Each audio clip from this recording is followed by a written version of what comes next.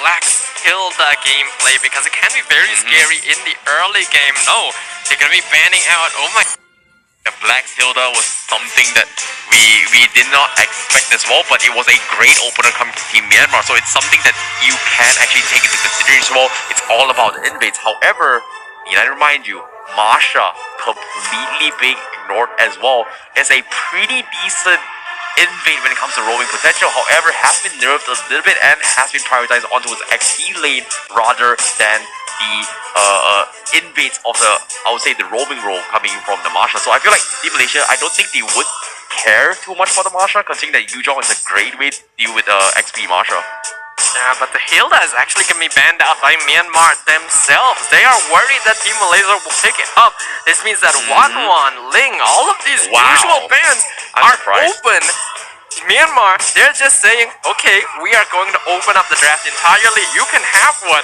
We're going to take two because we're on the second side of the draft. Now, options are very, very much available for Team Malaysia, right? But if you think about it, there are not a lot of teams that have figured out how to deal with 1-1. I feel like Team Philippines is a great representation on how they deal with the 1-1, which is going for the Ubiki strategy in the sense the Estes pickup. However, Team Malaysia, do they have the drafts and composition to go for it? But it seems like they are going to play it safe, focus on towards their own comfort picks, and that is going to be the Xavier coming from Team Malaysia. And this time, the Ling and the 1-1 is going to be in the ballpark for Myanmar to pick it for both of that. This is quite risky for Team Malaysia. We know that they're quite effective with the Xavier. I did not expect this at all coming from Team Myanmar. They're just completely letting both of these heroes away. I actually quite like this because, well, disregarding the Matilda for now, the Beatrix is a hero that both these teams prioritize heavily, and we already saw how scary Momo is on it. Yes, picking up the Beatrix at this point would allow the 1-1 through, but in comparison, Beatrix is a hero that is much easier to play. Because of that though, Momo gonna be getting his 1-1, and we're actually gonna be seeing Chiku on a non-tank jungle. Well, technically it is still considered. Yeah, technically it's still a tank arena. Yeah, so I feel like Team Malaysia is still gonna go for it as well. I feel like Ling is something they can go for, but based on how they played throughout the entirety of the day, it feels like don't fix something that didn't exactly go too wrong. The match against Team Philippines wasn't exactly a mistake. It was a very, very minor one. They played as well as they can. The strategy works, as demonstrated by both their gameplay against Team Philippines and also Team Philippines prioritizing on the tank jungle. So I feel like this is a great situation, but at the same time, it's all in Team Myanmar's ballpark. Because if you think about it, they have two very, very annoying heroes they have to work with. One being the 1-1, and two being the Karina. Yes, having the Susina is a great way with the Karina, but is it a solution to the 1-1? We will see, but it is a very solid late game mage. Obviously, we've already seen many teams counterplay the Xavier by picking up the Sicilian for themselves, so they have a late game counter. So it's gonna come down heavily to execution, but what I am a little worried about in terms of Myanmar is that so far in their pick... I'm sorry. Hold on. I'm sorry about that, but Team Myanmar, they are going to be banning the Atlas just because potentially, I feel like, you know, Team Malaysia, they can opt to go for it because of the jungle Atlas, but at the same time, if you think about it, a roaming Atlas isn't exactly too bad for the Xavier one-more combo. So, okay, maybe I'm just being paranoid. I'm sorry. Personally, I don't really like it. I don't really think Myanmar needed to ban this out because, yes, the Atlas is very good at grouping people up for the Dawning Light, but I don't really think it's something that Zone plays very prevalently. No, I think he does. I think he does. Like, technically, but they has are he the played it professionals. prevalently? I don't know. It all comes down to drafts. It all comes down to the playstyles coming from Team Malaysia for sure. But for me, I feel like the biggest threat coming from Team Myanmar is like how will they deal with this arena, right? In terms of options and solutions so far, I feel like Boxia is okay. Barat is not the best, but it's still very, very possible for teams like Team Myanmar to actually mirror the tank composition. Any other assassins is not going to be a good matchup against Karina. I feel feel like Lunox is not the best jungler, but has been played from Team Malaysia before to deal against the Karina. So I feel like it's very difficult to do so, but Team Malaysia, they are going to ban off standard bans here, and that's going to be the Babak and the Ling. I'm surprised they decided to ban out the Ling at this point because it doesn't feel like something Myanmar would go for anymore. I thought they would ban out options like the Baraz, like you mentioned, or even the Balman, because these are heroes that can play against the Karina. So if Myanmar is going to be locking in their jungler here, I think one of these would be better. They're going to be keeping that secret for now, locking in the Esmeralda. Yeah, I was expecting maybe an Angelo pickup coming from Team Myanmar, but seems like they've already doubled down on the Matilda, so I highly doubt that's going to be the case. Esmeralda going to be the way to go in case Team Malaysia decides to go for a potential Phobius pickup. Esmeralda is a great way to deal with the Karina into the later stage of the game. However, on the early stage of the game, it's still having the ballpark from the side of Team Malaysia. So I'm a little bit worried on what their final pickup from Team Myanmar. I feel like if they were to go for a tanky composition, I don't think Team Malaysia has the damage to actually break through the defense of Team Myanmar unless they go for a lot of pickups. Well, they could just go for Deroff on 4 mains to counter yeah, the you are Esme. absolutely right. And yeah, that's exactly what they're going to do. A really good Esme counter in lane, deals with tankier heroes. And Zorn going to be bringing Kufra to the SEA Games for the first time today. This is really, really smart coming from Team Malaysia. You know, you take away a Kufra, expecting that maybe, you know, if Team Myanmar decides to go for a cheese fatty, it's a great way to do with it, and also denies away the Kufra pickup for to the side of Team Myanmar if they decide to use it to deal with the mobilities of 1-1. So I like the adaptation, but Team Myanmar, they're doubling down on the Paquito, and this is going to be the jungle Paquito coming from Team Myanmar.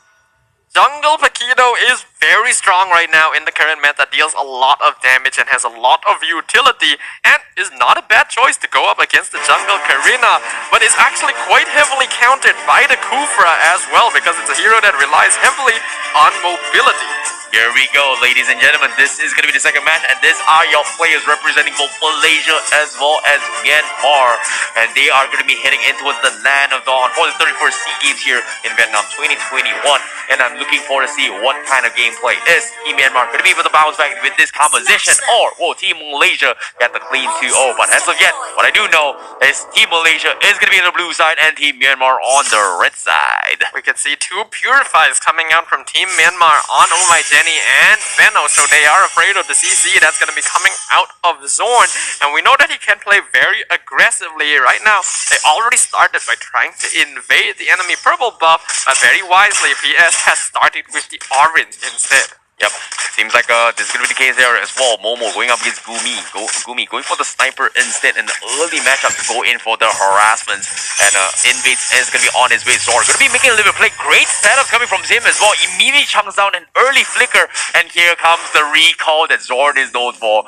Myanmar, they have to back off. Even at the SEA Games, the man decides that he wants to recall spam. This is just classic Zorn. Oh, very well played here by Benno, getting that last hit on the gold crab to steal it from Foreman. Yep, nicely done. That's going to help him accelerate his farm where Team Myanmar is going to need him to do so, especially into the later stage of the game to deal with the carry. But as of yet, it's still too early to count them out yet. But as of now, Team Malaysia, what is going to be the response? Toto is going to be up in 35 seconds down bottom, but before they hit down, they are looking for some sort of gang rotations, and seems like the invades is going to be the way to go. And Chiku, he manages to steal the purple buff against PS. That's unfortunate. PS did not have his retribution up. He had just used it earlier, which meant that that was a free purple buff going over to Chiku. This is an excellent start for Malaysia, and that's exactly the kind of map control they want to have this early on in the game. Turtle coming up in 10 seconds. Exactly, Turtle is going to be the way to go. Team Malaysia, they're forcing a fight for mains, trying to wait this out as well. Chiku will secure the gold crab for himself, but the retribution is going to be up in 8 seconds, so now is the best time to go for Turtle. The rest of Team Malaysia are in position, and Team Myanmar a little bit late to the party. It looks like they might consider forcing the fight. PS wants to go for it, but nope, unfortunately gets stopped in this track, and you can see immediate follow-ups coming from Malaysia. Beautiful catch coming from Moon to get the kill, and that is going to be not 1 but 2 kills in the bag of Team Malaysia. You can't even blame PS for being out of position there. That Mystic Field from Moon was perfect and so fast to stop him in his tracks, allows Chiku to steal the turtle away, and then Zorn even stops his escape with the bouncing ball. Look at the traps coming from Moon as well. He's just so confident. He knows that he is gonna get those shots in, and he will immediately go in for the shutdown. Zorn, however, is almost a level ahead against Black, who's arguably supposed to be the roamer and mirror matchup for each other, and this is not looking good for Team Myanmar if this keeps up. Yeah, but we can see that Momo is getting zoned out of lane by Gumi right now in the early game. The Beatrix is going to be much more effective as compared to the 1-1, so Team Malaysia might have to put a bit more focus into ensuring he gets his farm. Formase going to be cutting out the wave in the EXP lane as well, and we can see that Oh My Jenny was sent home as Momo going to get targeted by the Circling Eagle again. He wants to get the crossbow of Tang, and looks like Zorn coming in, gets the Tyrant's Rage, going to bound him against the wall, but Nibiru's passion gets the kill onto the Kufra. Oh, nicely done coming from Gumi as well. He knows that Momo is going to be coming in as well. If Momo decides to go in for a little bit more further to block crossbow, Dax will get immediately obliterated. Great positioning coming from Gumi. However, on bottom side, they do get the pick up onto Venno, and on top of the Dawning Light to further overkill that fight. But seems like Team Myanmar, they are going to be winning their goal lane, but the other side of the lane is going to be completely obliterated from Team Malaysia. That's a problem here for Team Malaysia. Gumi getting a full tower at this stage of the game is going to be massive for him, and that's a lot of farm going over to the Beatrix. Momo now going to have less safe space to farm, considering that this is Malaysia's basically primary win condition. They have to give him a little more space. Well, I definitely agree, but seems like turtle once again going to be the priority coming from Team Malaysia. Second turtle in his back, but at the same time, Formase is going to be flickering out of situation, but it's just enough space for Chiku to get the job done and seal the deal. But Team Malaysia, do they want to re-engage? Zorn extends his Tyrant's Revenge, doesn't connect, but playing it a little bit safe. Moon, however, getting caught out, as you can see Jenny looking for the procs, and that is going to be the sprint forced out of Moon to get out of safety. Oh, Formase is going to be ganked down in the bottom lane as well. He wants to trade for Gumi, but it's not enough. He gets picked off, which means that Team Malaysia are going to be focusing on Momo's lane instead. Venno will be able to clear up the wave. So Myanmar doing a good job of matching up to Team Malaysia's network. Yep, beautiful stuff coming in from Team Myanmar, but that is going to be the goal plating down. 5 minutes mark is on its way.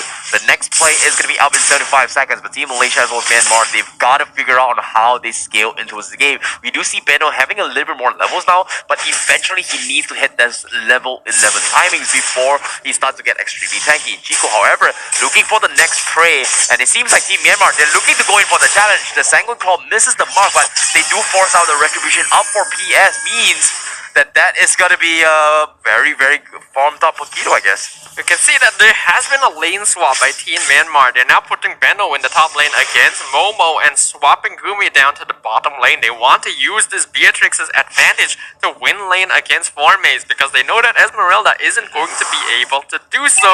PS looking for the engage. Yep, seems like they are going to be splitting out as well. Chico reveals himself. They are going to lose Zorn in this vicinity. Team Myanmar will get a very nice pickup. However, Formase looks like he is going to go for the Abyssal Strike. Connects on two. Chico finally goes for the strike. Gets Gumi now looking for a little bit more. Beautiful stuff, but Black needs to run for his life. Moon, however, not going to be able to assist in that fight just because he was zoned out down mid. Dawning Light comes mid. Not exactly sure where Moon is aiming for, but seems like that is going to be a little bit of a vision control. But before that, let's take a look at the items real quick from both of these teams. Obviously, Gumi going to be very rich right now. Already completed the Blade of Despair. 5k net worth total on himself.